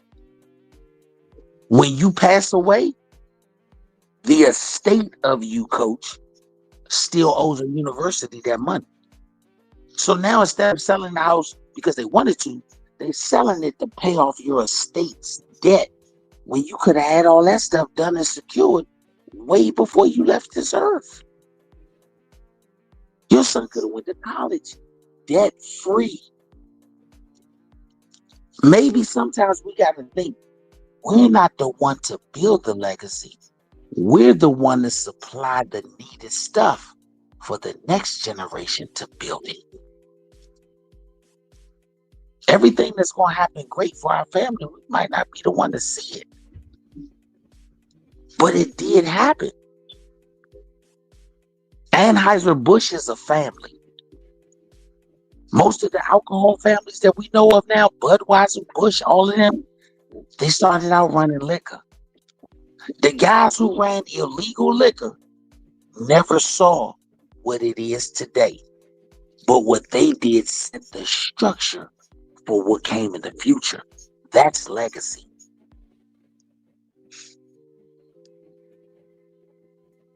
I mean, man, you cooking, bro.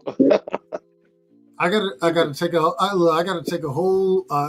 whole step back, and I'm probably gonna have to listen to this damn live 4 or 5 times to really.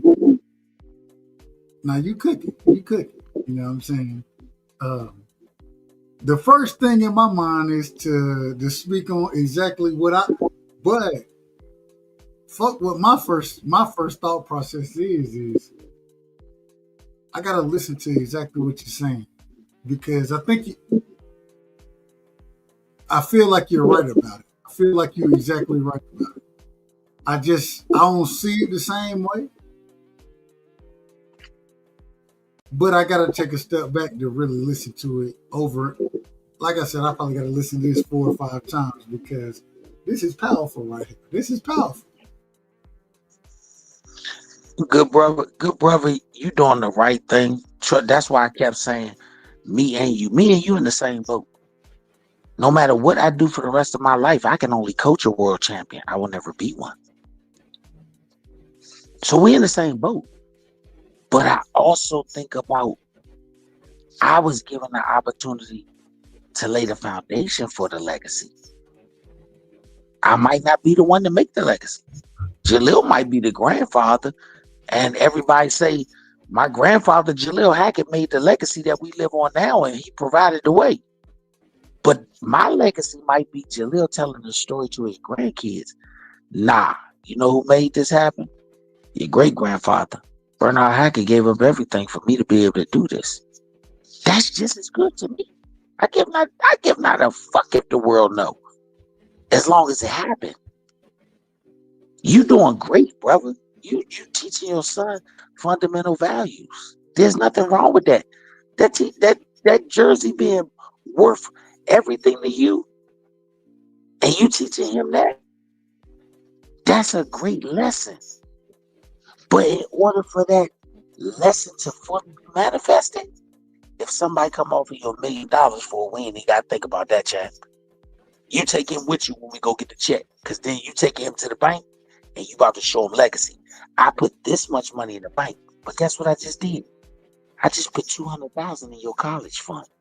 Whether you going to school, whether you play a sport, or whether you the smartest joker in the class and you don't need a scholarship. So let me ask this, because the way I look at it, me holding that value in my accomplishments, even though they are going to be less than his accomplishments, right? The value in it is learning to accomplish something and learning to be better than the person that came before you. It's more about the learning and the lesson behind it, and me showing you this is the value I hold and this is what I accomplished. Maybe a lot of people don't think it's a lot, but this is what I accomplished. You can be so much better than that. I need you to go be better than that. And for me to instill that, having that insight, or not necessarily insight, but that value in yourself and that value in what you do. But you got to remember, we're talking about the next generation. In order for that item to hold value, you got to be able to show the value Listen to what I'm saying when I say that. You have the memories of it and you tell him the stories of it. But until it actually produces a value, if we doing bad, I don't see those. Okay, my daddy told me the story how he had the greatest middle school year, greatest elementary year, but he still worked at the factory and we still broke. He didn't teach me shit. But my daddy told me that he had a great middle school year. He worked in the factory, but somebody came along. They thought that jersey and that team was great. He bought it for $1 million. My father got us out there. He got us out the neighborhood we in. If you don't work at the factory no more, even if you start your own business, guess what? He saw the value of it, because with kids, they have to see a value of something. That's why we get stuck in our people losing stuff, or they never do a next level with it, because they never saw it as anything other than an albatross around their neck. The average young person, and I'm not saying young, the average person, when they sell their grandparents' house, 9 out of 10 times, because the house was an albatross around their neck. Grandma's house was always broke. Something always needed to be fixed. She damn near had duct tape on shit because the money wasn't there. Because she said, well, baby, you know, I only get $1,900 a month with my Social Security. That's for me to live on. But then somebody keep coming by your house, offering you $3 million for this house that ain't worth that because we can't fix it. And you keep telling me we holding on to it because it's our legacy. Our legacy is an albatross because it's hanging us. It doesn't become a legacy till it can create something else. My grandfather used to tell me all the time, do you know the difference between an asset and a liability? As a young person, I said no. As I got older, I gave him the definitions of it. He said, let me break it down to you in the simplest terms, son. This is what it means. A liability will eat you when it gets hungry. An asset will feed you when you get hungry. That's the same thing I think about legacy versus currency. If it ain't feeding me, it's eating me. Amazing. Yeah, the truth. That's the thing I was saying. The truth about a lot of stuff we love is very uncomfortable, bro. No, I'm listening. I'm speaking for myself. I'm speaking for myself, man. When I heard Mike Tyson say these belts is garbage, I bled for garbage, it really hurt me to hear that, bro. Like, Larry Holmes had a little thing. Larry Holmes got his own building in PA, and they say, Larry, what about your belts? He said he don't give a damn about them belts. You know what's funny? You got Larry Holmes letting his grandkids play with them belts. You imagine that? The first IBF belt, not even in the doggone glass, his grandkid can just grab it. With scratches on that shit. Nasty work. But what we saying, and this is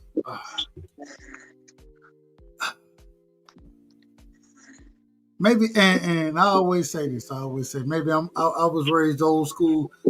Maybe. So what we're saying is that there are signatures of what was accomplished at one point in time that hasn't been accomplished next. Hasn't been accomplished. These are the things that you should be striving for. And this is what's going to make you better. But what you're saying is that, nah, fuck that shit. Fuck that damn, the signature and all that. If we can get money, hey, the money going to tell you what to strive for. That's what we're saying, correct? We saying, how much is your signature worth on an ordinary day? On an ordinary day, how much will somebody give you for your signature? Nothing. 99.9% of society, nobody will give them nothing for their signature on an ordinary day.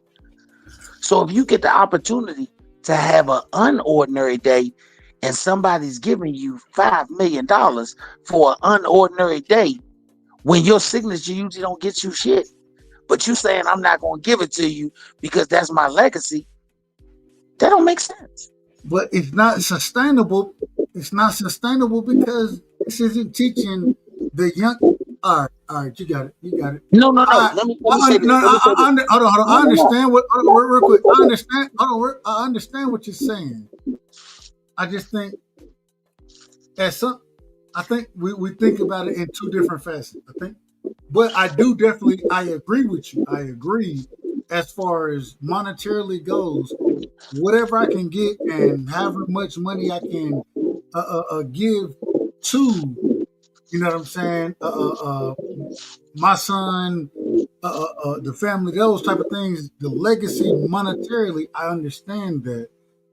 My thing is at some point in time, even with that money being there, you have to understand how to do it and to have some type of pride about yourself to do, because hell, that money ain't always well, and maybe if you get the right amount of money, maybe it will be there forever. But everybody ain't got that privilege, so you gotta understand pride as far as nigga, I work for certain shit, and there's certain shit I'm not gonna compromise myself on. I'm gonna keep working for what I need to get, and I, I'm looking to. Go ahead, go ahead, go ahead. I'm probably out of order. But you're saying that you're working to instill a certain level of ethic in your son. That's your everyday work ability. I'm trying to help you do it at a larger, more legacy creating rate. Let me say this. Say you work at General Motors and you can build cars. You can fix any car, you can build any car. You work on the line for 20 years. After 20 years, they give you a retirement check, they give you a plaque. Now, after 5 years, you knew how to do all of that stuff. You knew how to do everything you did. So for the next 15 years, you just did it in a masterful way for General Motors. You helped increase the legacy and knowledge of General Motors. Now I come to you after 5 years and I tell you, I say, hey, good brother, you one of the best dudes I ever seen work this line. You know how to do all this stuff. I'm willing to sell my house and you sell your house, and we take that money and we buy one house with half of it and we share the house, and we go out here and start our own car building company and see what we can do. You telling me I'm gonna keep my house No, when I'm I getting got rid of my house. so Get rid of once my house. again, but listen, you just told me before that I'm not gonna do that. It's the legacy. So the legacy wasn't the house. The legacy created a way and the potential to create a real legacy that your son can carry on. Because if y'all create this business, But the legacy, and the hold on, let me legacy. finish. Let me finish. Y'all create this business. This business grows. And now y'all have grown to the point where you all are Pep Boys. You all are Track Auto. You all are AutoZone. Your kids learn the business. They have built a business. Now he's the president of a corporation. But the legacy was never. But the legacy was never the house. The legacy was the knowledge. No, listen to what I'm saying. The house created a way. Let me tell you something. There are more people with knowledge who have jobs working for a person who's ignorant. So the legacy doesn't get built until the knowledge can turn into something that they call tangible. Tangible. When people, your brain has all the knowledge in it, but until you actually put your brain to the use of making it your company, then it's not tangible. Tangible is what I can touch. I can't touch your brain. I can't touch your heart. But I can touch everything that your brain and your heart cultivated that could be manifested through tangible goods. By selling your house, by selling that jersey, it gave you that equity to start what you wanted to start business-wise, to teach your son the business of creating tangible goods. That shirt in our house is never going to create a tangible good, but the ability to let it make you money. Why do you think white people always seem to do better than us and they get 3 or 4 houses in their lifetime? Because they don't hold valuable something that has no value. That's a black thing. The house got to be kept for 100 years. But the house is broke down. The house ain't worth shit in its current state. The only reason this ran down house is worth $1 million that our grandparents bought for $50,000 is because of the neighborhood it's in. So why would I not sell this house? Put my kids' college fund. You want to know a legacy? Securing their education. That's a legacy because it's tangible. The university got the money because it's in the bank. You know what the legacy is? Creating a company with a piece of that money that you grow, and that company is a company he can run. Brother, You know but what the legacy is? Listen, you know what the legacy is? Real quick. Work with him. When you work with your son, that's the memory that you want to keep. Not the jersey. Man, I remember when I started this company and my son worked with me. You just hold on. You just touched me in a different way. I ain't expect to have this conversation, man. I ain't gonna lie to you. I ain't expect to have this conversation. But you just made me think about something totally different than the way I think about it. And it's very interesting. It's very interesting to me because I understand exactly what you're saying now. I understand exactly what you're saying.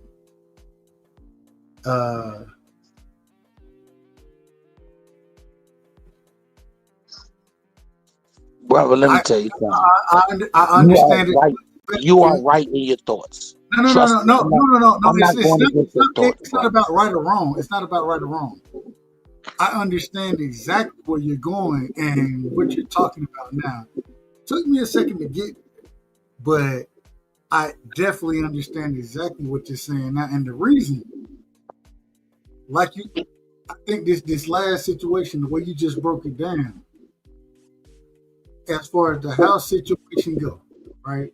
Even speaking on that, I'm gonna tell you why it touched me. My grandma, the house I grew up in, my grandma, she got pride in this. She said she bought her house for a penny, right? Had to pay taxes on it, whatever, but was able to buy the house for a penny. It's in the hood. She still lived there today and fixed it up, this, that, whatever. Yeah, that's like I said, the house I grew up in, I didn't help do work on that damn. My grandma is 84 years old. Shout out to her. We were playing Uno yesterday. When she passes away, you know what she said to me? I'm leaving you the house. I'm leaving you the house. Sell it. I was like, I'll never sell this house. This is the house I grew up in. Mm-hmm. It's a true story. Literally, we played Uno yesterday on everything I love. Looking through the photo books, this is the house that Big Mom that Big Mom was in, the house I grew up in. Mm-hmm. And she said, get rid of it. I was like, I'll never get rid of this. Man, this is the house she was like, sell it. Oh, what you gonna live in it? I was like, yeah, well, if necessary, I'll move here. She was like, you already got a house. What you gonna move here for? Well, I'll rent it out. What you gonna rent it out for? Sell it. Get rid of it.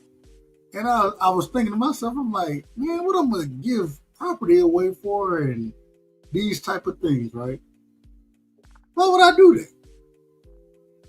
And the one thing she said that kind of, and I don't know what this is. I don't know if this is whatever. I don't know how it happened this way. God working in a specific type of way, but the one thing she said, she was like, well, You're not gonna move here. You're not gonna live here.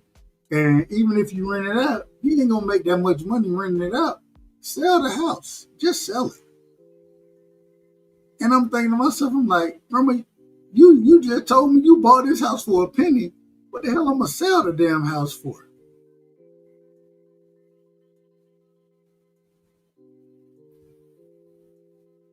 Now it makes a little more sense to me. It still don't make total sense. Because I'm just being honest. What the fuck I'm gonna sell a house for? I mean, I don't know how much you'll get for it. I don't know. But the thing is that what she was telling me is get whatever money you can get from it and move forward with that versus worrying about the house itself. I hold value in that house because that's the house I grew up in, right? But the value of that house is the monetary value of the house. Man, it's crazy. It's crazy to have this conversation because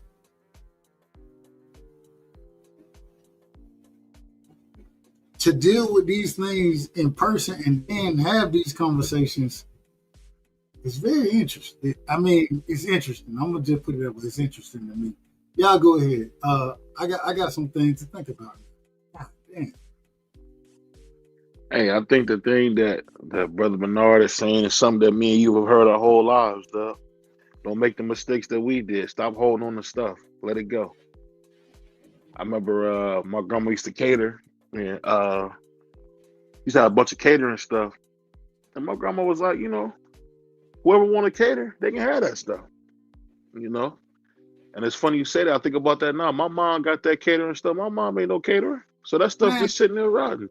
One of the things that pissed me off, and truth, my Aunt Clara, she passed, it's a year in November. It'll be a year in November, right? They just sold her house. Aunt Clara, she put an extra bathroom. Aunt Clara, she put work into this house. A porch, a backyard. That's the house that, man, we used to always have Thanksgiving over there, Christmas over there. When they talking about selling it, it pissed me off. Because, nigga, man, that's why I went and jumped on the motherfucking trampoline on. I think I put so much, it is what it is. Big Mom used to come up over there. Big Mom didn't come, she ain't go nowhere. Right? Outside of my grandma's house, outside of Aunt Clara's house. Big man ain't go nowhere. And when we sang, what is it, the 12 days of Christmas, 5 golden rings, Big Man was the 5 golden ring queen out there. You know what I'm saying? That's what Big Man did. 5 golden rings. That was Big Man. Everything I love. Every Thanksgiving I've ever had. Outside, well, I ain't gonna say every Thanksgiving because Aunt Claire, she used to rent the Mason Lodge out. But Christmas, all that, that's where it happened at. I was at my grandma's house and they were saying, nah, we finally sold Aunt Clara's house. And it pissed me off so bad because I'm like, bro, this is what we all grew up at. This is what we all knew. This is what we went every Christmas. Shit like that means stuff to me. Maybe it shouldn't. Maybe I'm too emotional about it. I'm gonna use that word. Maybe I'm too emotional about it. But it meant something. It's where I seen my cousins at. This is where I grew up. This is where I grew up at.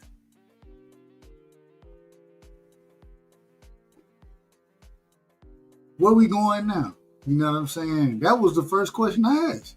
All right, what we gonna have? What Thanksgiving gonna be this year? I still don't know where it's gonna be at. Your house, start a new tradition. But it just, bro. Like that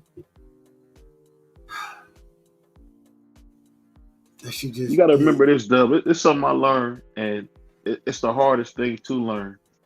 Everybody you know, everybody you talk to, there's somebody else coming up to replace them.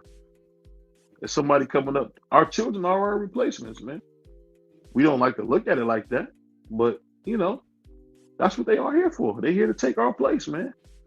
ain't the And same. the thing is, I think the thing that you got to realize, especially as we get older, me and you in our mid-30s, the fact is, we getting to the point where we understand that our mortality is a real thing, you know?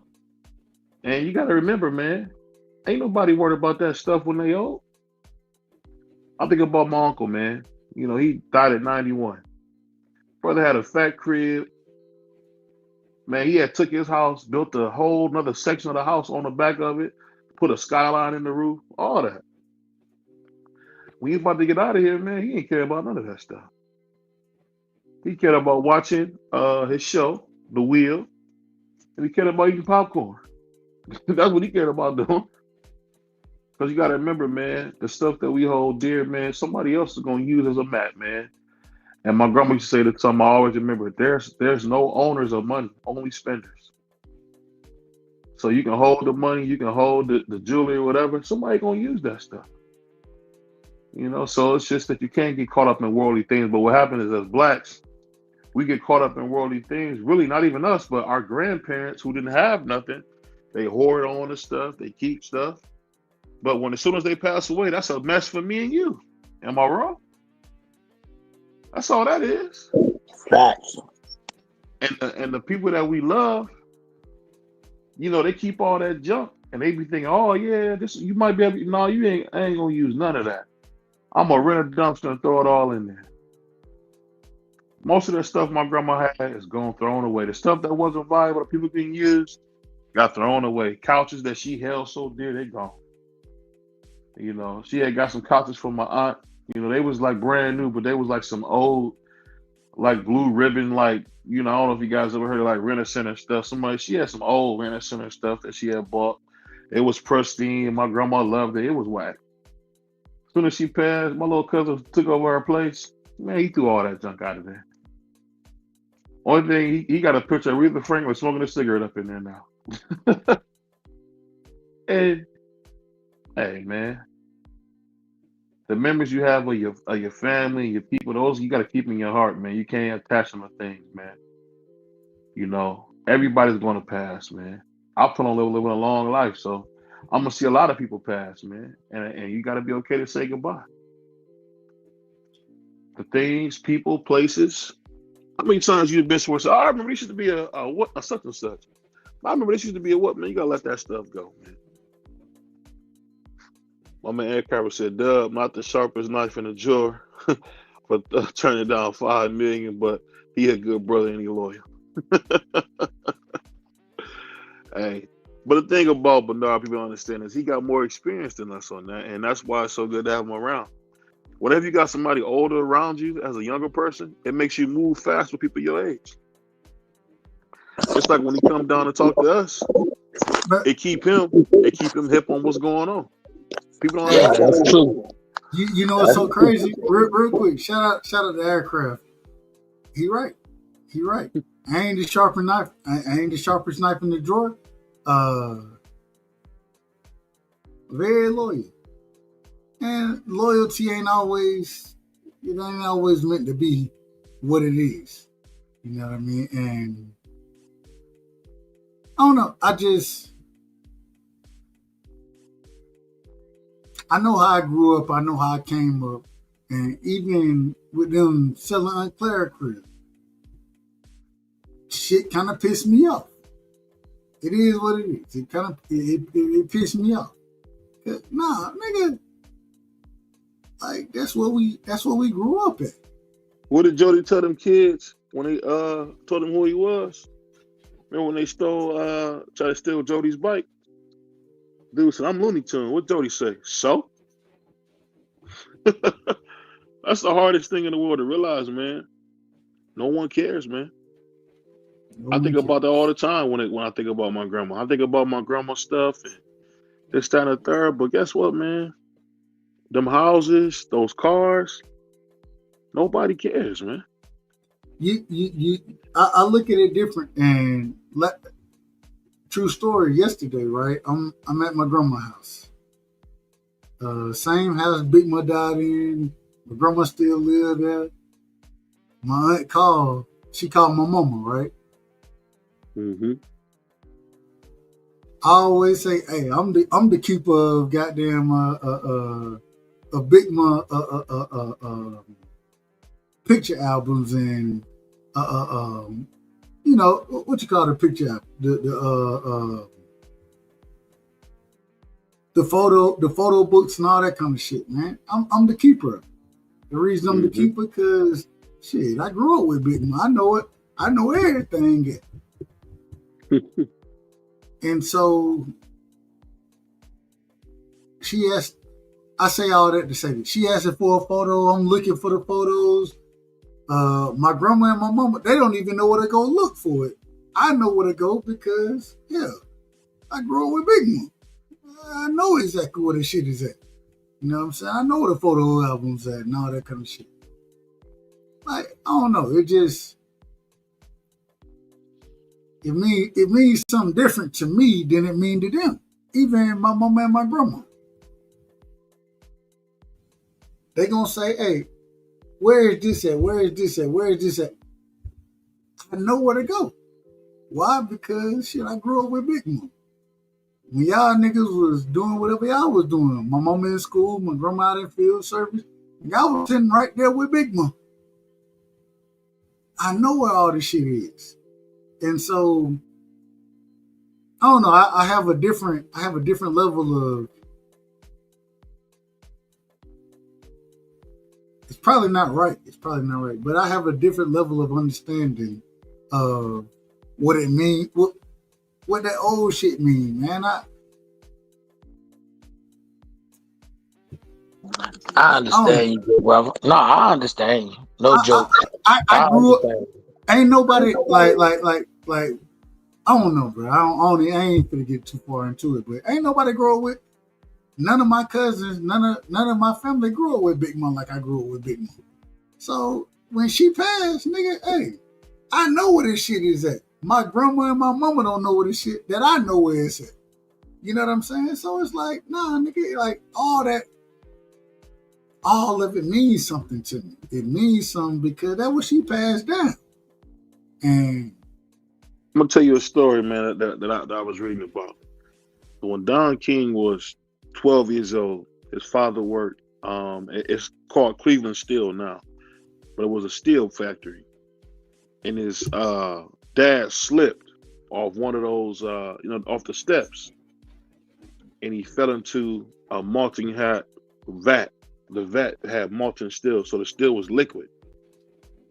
And he said something that was so crazy. He said, "Wasn't nothing left of Daddy but a scream." And he said that, they didn't even shut the factory down, not 1 hour, not 1 minute. They kept going. And they gave him something that he called nigga tragedy money, which was money that was able to send Don King to school. And it was the same money that was able to buy Don King a house. Well, guess what? A thing you find out, but just like legacy, most men, you don't hear about Big Daddy or what he did until he's gone. But that's the craziest thing. I'm pulling out these albums and guess who we see? We see Pawpaw there. You know what I'm saying? Big Ma husband. We don't nobody remember him. We looking for a photo for my aunt. Her when they was 8, 9 months years old, sitting on Pawpaw lap. But it's almost like being a keeper of records, if that makes sense. I don't know if that makes sense, but like, nigga, even my grandma live in the house now, and get what they say. Nah, hey, she go. They know I know where the shit is at. And it's just like, I don't know, bro. Like sometimes, and then when you bring it out, my grandma always tell you, anybody I bring by. We got to look at these. Why we look at them? The reason we look at them because these are my memories of my great grandfather. You know what I'm saying? My great grandmother. Pictures. They brought out Buddy Boy. Everybody say Buddy Boy the most handsome person in the family. And then they get into a conversation. Well, this happened and this happened. And they don't have the pictures to even know about Buddy Boy. And I've been thinking to myself, I'm like, I know more about these niggas because I know about, like, I don't know, bro. Like, some of that shit, it just, I don't know. I don't know how to explain it. It just, sometimes you feel like, I don't know how to explain it. I can't really explain it. Let me, y'all do y'all thing. I'm on mute. Hey, man. I get what you're saying. I'll say this, man. Shout out again. And I say this with a lot of love and respect. Shout out to my mentor, man, Bernard Hackett, because always coming through, showing us some stuff that we didn't know, man. And, you know, hey, the cool thing is niggas want to learn. Salute to my brother Ohio Runs Boxing, man. You know, we got to watch him. He's from Youngstown. So, you know, watch your wallet, watch your keys, watch your phone. Shout out to my man Marcus from Ohio Runs Boxing. You know, they do down there in Youngstown. I'm Youngstown brothers, man. But on that note, we'll be back tomorrow. We got some special guests coming this week that I met at the fight. Shout out again to Coach Hackett. Shout out to my man Right Side. On that note, we out of here, y'all. Peace.